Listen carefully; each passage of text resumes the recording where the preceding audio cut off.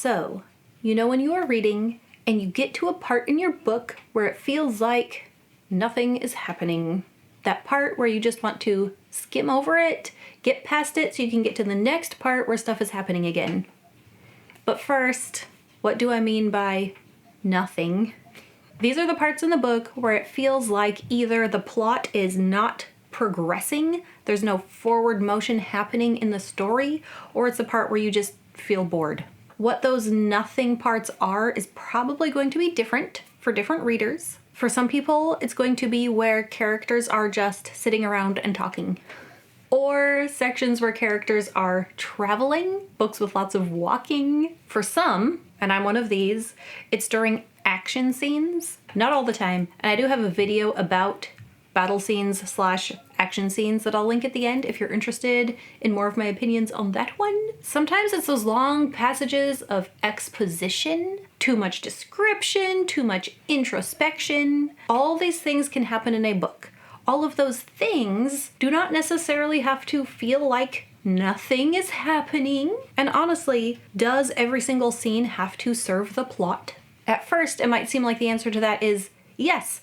Every scene should serve the plot. I will say, not necessarily, but every scene should serve something. Every scene should do something. And sometimes it depends on what the genre you're reading calls for. So if you are reading a romance book, and in your romance book there's a lot of action scenes, you might be like, what's going on here? Why is there so much action? The wrong kind of action for a romance book.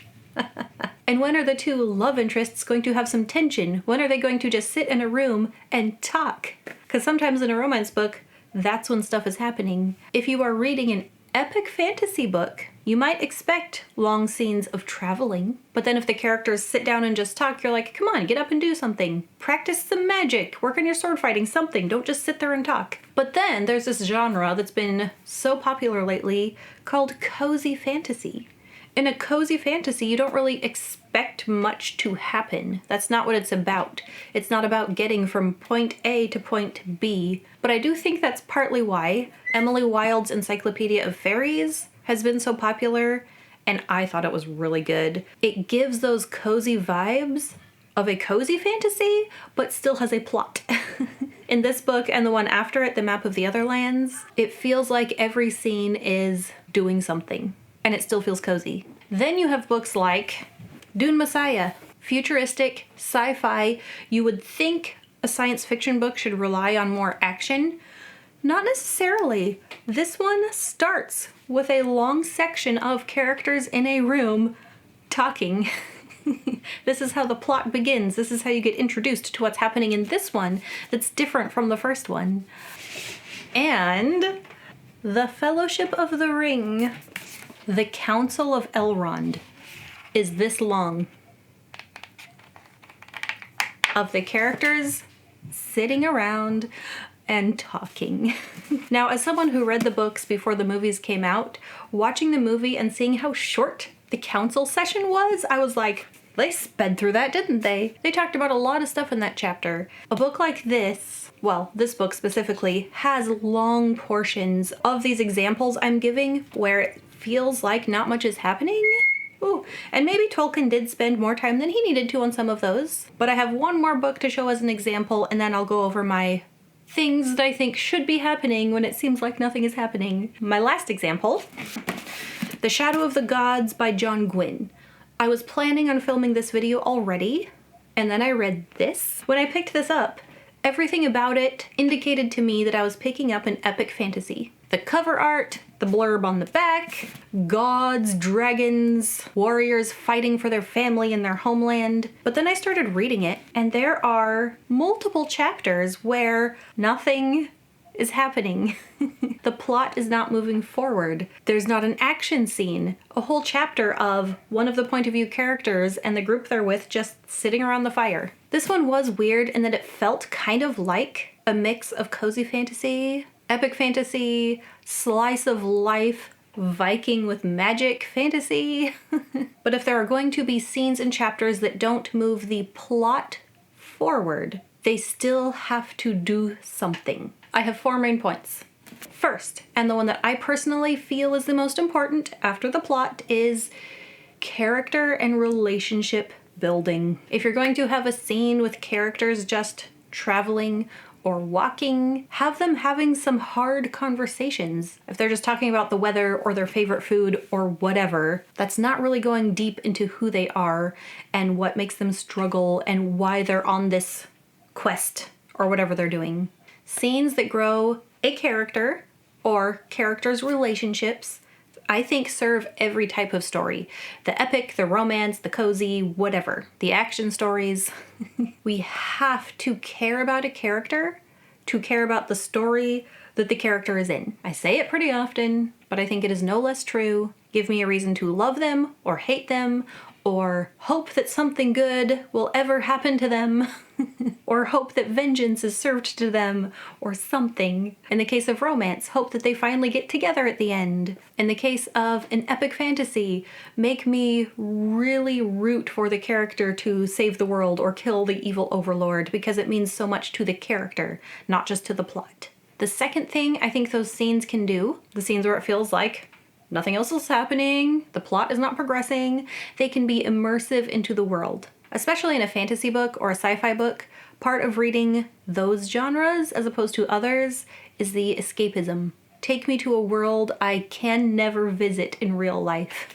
Show me the magic, show me what's weird and fantastical. Those are times when describing the scenery or the smells or the types of food they're eating can be immersive into that world, but it can also feel boring if it goes too far, too much into detail, more than I could possibly need. There's a balance, and that balance is probably different for different people. A few sentences here and there versus pages and pages and pages.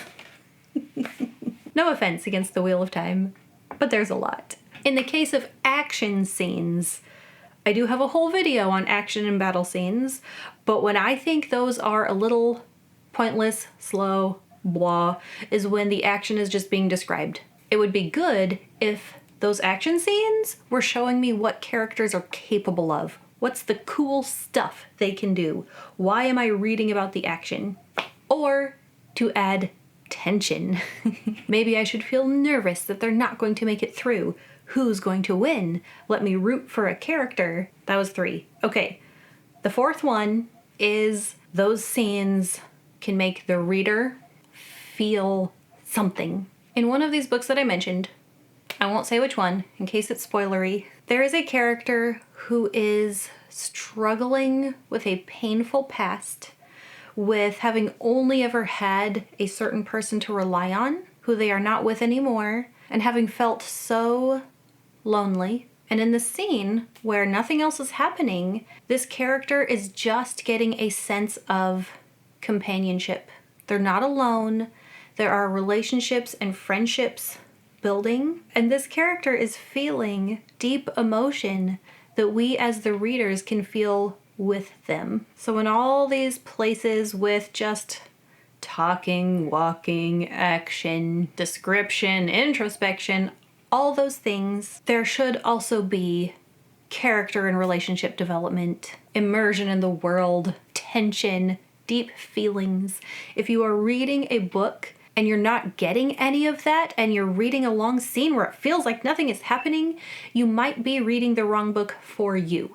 If you're expecting a plot-heavy epic fantasy, The Shadow of the Gods might not be the right choice. If you just want a cozy romantasy, Emily Wilde might be the right choice because it's a well-written book. But it could also just be that the scenes weren't well written enough and it's okay to skim them and move on.